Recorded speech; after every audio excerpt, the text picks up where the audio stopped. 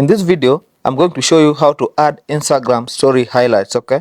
Let's get started without wasting so much time. The first thing we need to do is to open the Instagram application. Then we refresh it. Then we click on the plus icon at the bottom here. Then we select story because you can see here it is at post. Then we select story.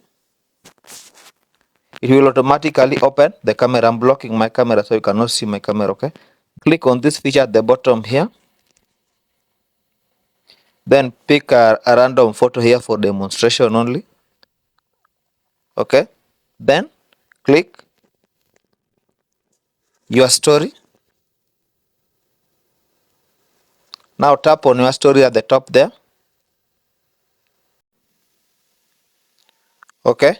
Now click on more. You can see the story has been added. Okay, go back and click on highlight. Then create new.